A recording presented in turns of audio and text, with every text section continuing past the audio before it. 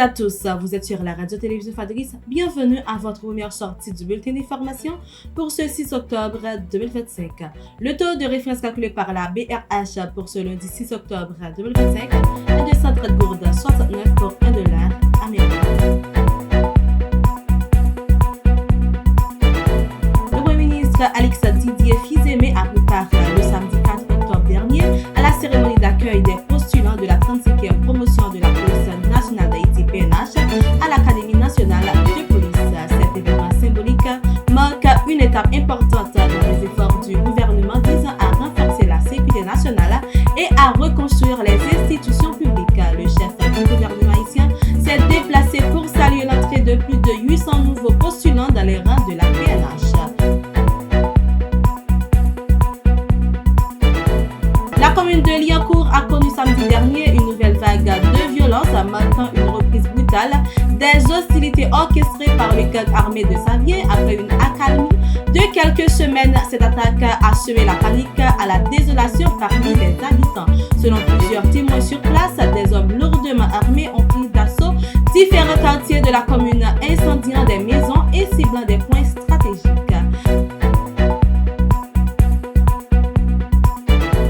La zone de Delma 19 et ses environs a connu hier dimanche une journée de vive tension marquée par des affrontements entre les forces de l'ordre et des groupes armés. D'après les premiers témoignages recueillis sur place, des échanges de tirs nourris ont éclaté dès les premières heures de la matinée, semant la panique parmi les habitants. La menace du choléra refait surface dans la capitale haïtienne. Des cas suspects ont été signalés dans plusieurs zones, notamment à Delma, Pétionville et dans certains camps de déplacés, poussant les autorités sanitaires à réagir dans un contexte d'insécurité généralisée. Selon Médecins sans frontières MSF, plus de 200 personnes présentent des symptômes de diarrhée sévère, un signe clinique du choléra, ont été prises en charge au cours des derniers jours.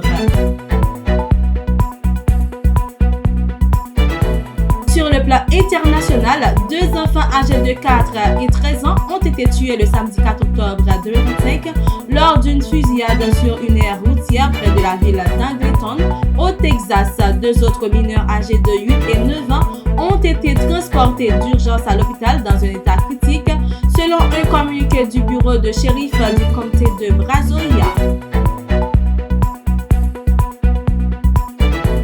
Arrêté en juin dans le sud de l'Iran, le jeune cyclo-randonneur Lenan Montelos a été acquitté ce lundi 6 octobre par la justice iranienne. Ce franco-allemand de 19 ans était accusé d'espionnage, une charge qui n'avait jamais été officiellement précisée par les autorités. Merci à vous d'être restés fidèles. C'est la fin de votre bulletin d'information. C'était avec vous Vanessa.